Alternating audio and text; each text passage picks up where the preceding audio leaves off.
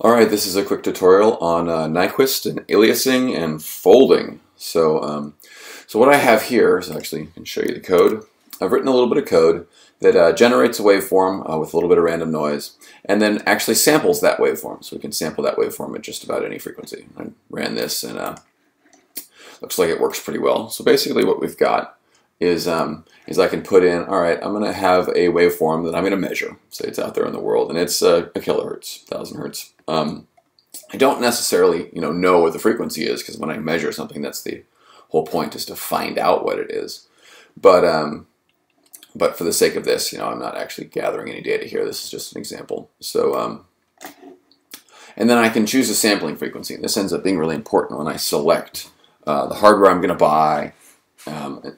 And so, I'll say, all right, well, in this case, maybe I'll just, I don't necessarily know what this frequency is, but I'll just sample at 1.1 kilohertz. And then I've got some math here. How long does this take? And I'm going to get the ability to show the drive waveform. We're not doing that yet.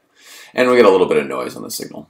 And so if I run this, I see a waveform here, and I've got a little bit less than a full cycle.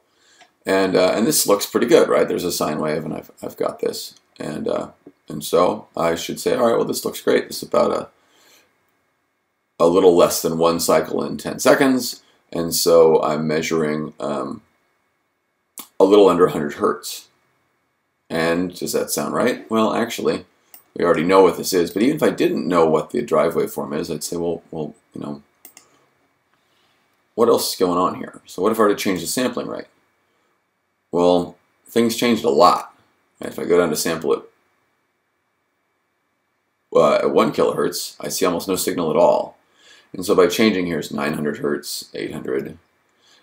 And I see that my measurement is, in terms of the frequency I'm trying to gather, is really, really different for changes in sampling rate. So what is going on here? Very, very confusing.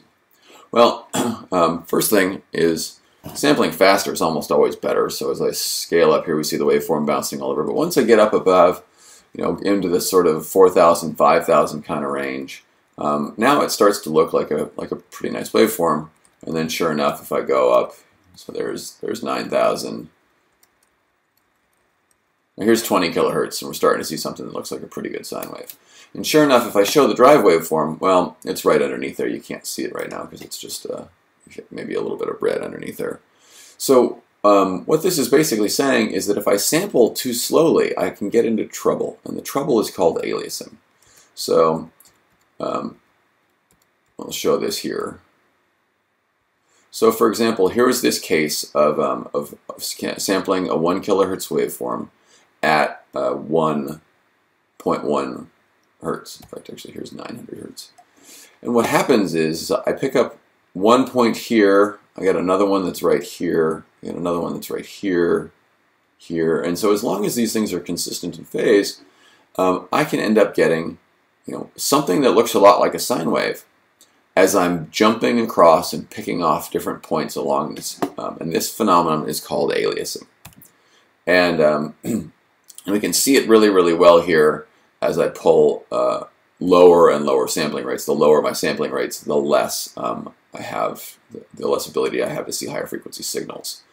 And so the phenomenon where I see a waveform that looks pretty nice, but it's at a lower frequency than the actual drive, is called folding. And folding ends up having to do with how the drive frequency convolves against the measurement frequency. And the lesson here is actually something called the Nyquist frequency. And the Nyquist frequency is double the frequency you're trying to measure. So the basic rule of thumb there is that if I want to measure this actually isn't a 1 kilohertz wave, then I should sample it at least 2 kilohertz. And the reality of it is that that is a pretty ugly waveform. In fact, if I sample it exactly double, I can end up with this aliasing phenomenon here. Although due to random noise and other factors, this doesn't happen a whole heck of a lot. But in order to so I can accurately reproduce the frequency once I get up above about double the sampling, the frequency I'm trying to measure. However, this red thing, right, this sort of looks like a sawtooth, but it increases in magnitude in the middle and decreases at the end. That's a pretty ugly waveform. I'm not going to actually accurately represent anything aside from a very rough estimate of the frequency, or actually not a rough estimate, but a rough estimate of the waveform with this. And so typically you'll say, well, how many samples per cycle do I want for a signal that I would measure? So there's 5, and that's starting to look, 5 points. It's not exactly a beautiful sine wave, but we're doing a much better job. And then here's 10 points, and now all of a sudden the red and the white start to look quite a bit alike. So there is what was formerly the red diagram. So this is important, and basically the lesson here is that you need to sample faster than you want to measure. And that's pretty obvious, but sometimes it can get lost in the details when you don't know exactly what the frequency is that you're trying to measure. Oftentimes, in order to eliminate the phenomenon, this folding phenomenon, so here, of getting a lower frequency waveform, oftentimes there'll be filtering electronics that will prevent higher frequencies from folding back onto. So for example, if I had a 100 kilohertz data acquisition system and there was noise up in the 200, 400 kilohertz kind of range, that could fold back and show up as low frequency information, and that could be really, really confusing. And so oftentimes well-built electronics will have filters in it that'll take care of that. So sample faster than you want to measure by a factor of 2, or better yet, something a lot higher than 2.